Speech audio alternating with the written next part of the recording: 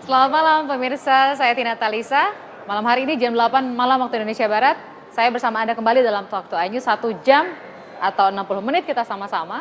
iNewsTVmobile.com sudah bisa Anda akses untuk bergabung dengan kami di Talk to iNews, memberikan komentar, pertanyaan kepada tamu yang nanti akan bersama dengan saya. Hari ini kita akan bicara selama 1 jam soal kabut asap. Kalau Anda menyaksikan kami kemarin, kita bicara soal Indonesia yang darurat guru, itu dari sisi pendidikan.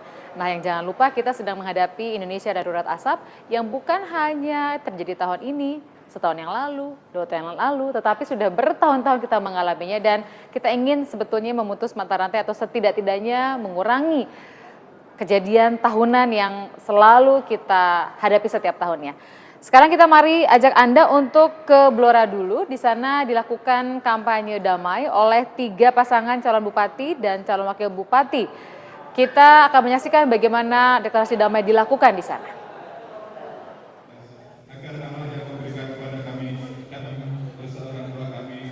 Tiga pasangan calon bupati dan calon wakil bupati Blora, Jawa Tengah mengikuti deklarasi kampanye damai di Gedung Sasana Bakti Blora.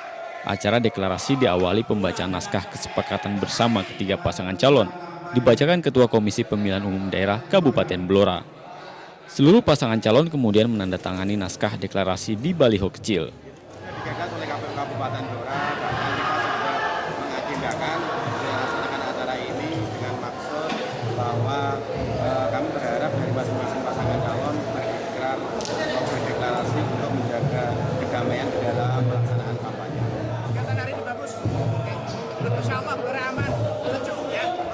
Penandatanganan kerjasama kampanye damai ini, seluruh pasangan calon bupati dan wakil bupati menggelar pawai damai. Dari Blora, Jawa Tengah, Heri Purnomo memberitakan.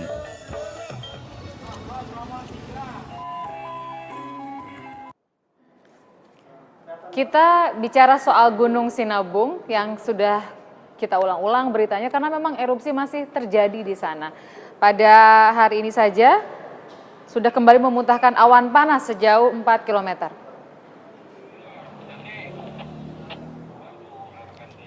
Akibat luncuran awan panas, sejumlah wilayah seperti Kota Kabanjai dan Brastagi diselimuti abu vulkanik dan mengganggu aktivitas warga.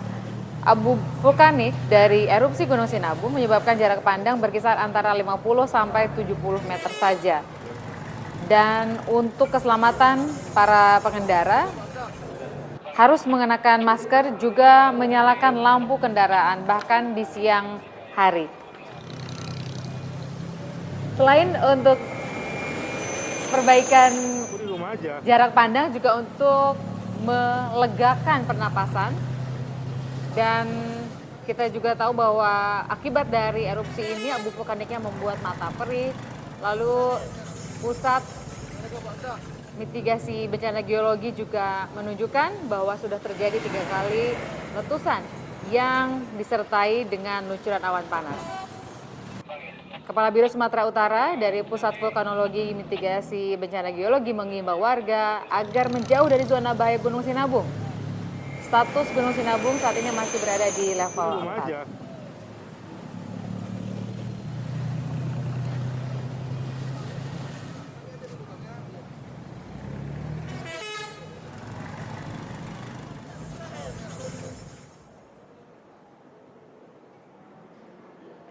Giska Pasaribu, rekan kami sekarang sudah siap untuk menyampaikan informasi terbaru mengenai erupsi Gunung Sinabung dari Medan, Sumatera Utara. Giska.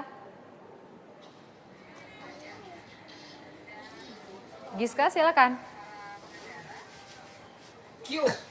Baik Tina, terima kasih.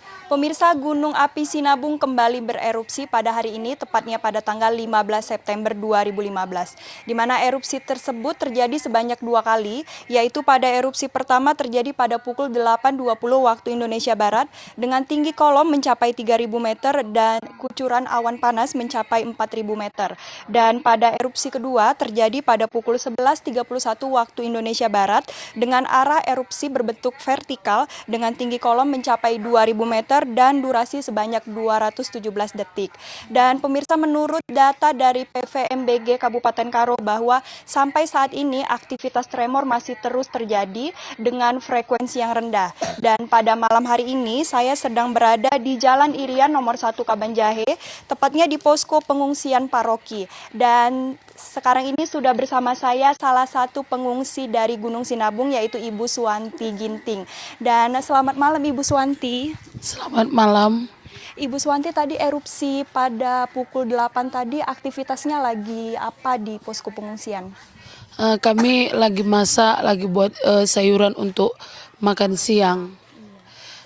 Tiba-tiba erupsi, kami pikir erupsi itu biasa aja. Tiba-tiba ada anak kecil bilang sama kami, itu gunung meletus. Tiba-tiba kami lihat gelap. Jadi istilahnya rasa was-was itu pasti ada lah ya kan.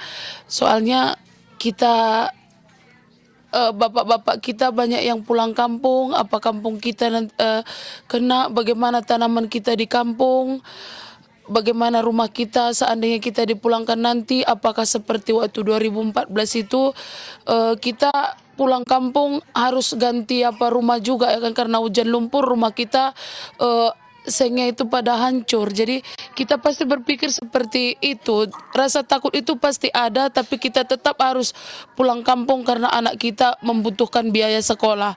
Karena yang di sekolah di negeri juga nggak ada yang gratis buat anak-anak kami yang sekolah. Jangankan membayar uang sekolah di sekolah yang negeri, buku-bukunya gitu. Untuk sehari-hari aja ongkos anak kami yang sekolah di Kabanjahe ini, sekitar Kabanjahe dan Brastagi, tidak ada jemputan untuk anak-anak kami sekolah. Jadi biar ada rasa was-was, ada rasa takut juga. Mau tidak mau kami harus bercocok tanam. Walaupun itu belum tentu menghasilkan, tapi kami haruslah semangat. Karena ya kami bersyukur juga koordinator kami di sini peduli dengan kami, baik dengan kami. Tapi harapan kami pada pemerintah, tolong pedulikan kami. Kalau kami orang tua udahlah sampai di sini, tapi mungkin anak-anak kami nanti bisa membangun negara ini. Harapan kami kepada pemerintah Indonesia, tolong pedulikan anak-anak kami, biar kami orang tuanya juga udah seperti ini. Jadi harapan kami sama anak kami agar dia bisa membangun tanah Karo ini nantinya. Dia bisa menjadi orang yang sukses. Karena tanaman di kampung kami pun tidak menghasilkan seperti dulu lagi. Tolonglah kami kepada pemerintah Indonesia, pedulikan kami yang mengalami erupsi Gunung Sinabung. Yang terutama sekali yang kami minta sekarang ini untuk anak-anak sekolah kami lah, yang SMP, SMA, jangan membayar buku lagi dan uang sekolah. Baik Ibu, terima kasih untuk wawancara singkatnya ya Ibu Suwanti. Dan pemirsa, berikut wawancara singkat saya bersama Ibu Suwanti Ginting. Dan kita berharap pemerintah dapat terus memberikan solusi agar pihak ataupun pengungsi di Sinabung ini tidak berlarut-larut lagi. Dan pemirsa, informasi tambahan kami berikan bahwa saat ini pengungsi Sinabung yang ada di posko paroki itu masih berjumlah sama, yaitu sebanyak 305 kepala keluarga dengan 995 jiwa. Dan kami akan terus mengupdate informasi-informasi terkini terkait Gunung Api Sinabung. Demikian informasi yang dapat kami laporkan dari Kabupaten Karo, Sumatera Utara. Kita kembali ke studio, Tina.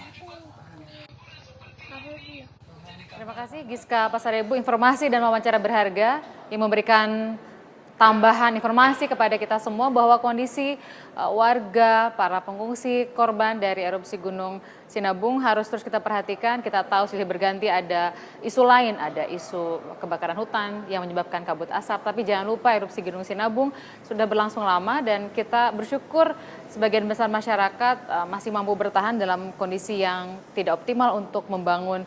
Jangankan daerahnya, membangun keluarga saja sudah sulit, tetapi mereka masih bisa bertahan. Kita harapkan dalam kondisi pertumbuhan ekonomi yang minus, mereka bisa tetap punya optimisme dan dibantu optimismenya itu karena ada dukungan dari pemerintah. Juga kita semua sebagai warga yang lebih beruntung di daerah lain. Mari kita jeda sejenak, setelah ini kita akan bicara seperti apa yang saya janjikan di awal. Kita akan bicara mengenai Indonesia yang darurat asap. Sesaat lagi kami kembali.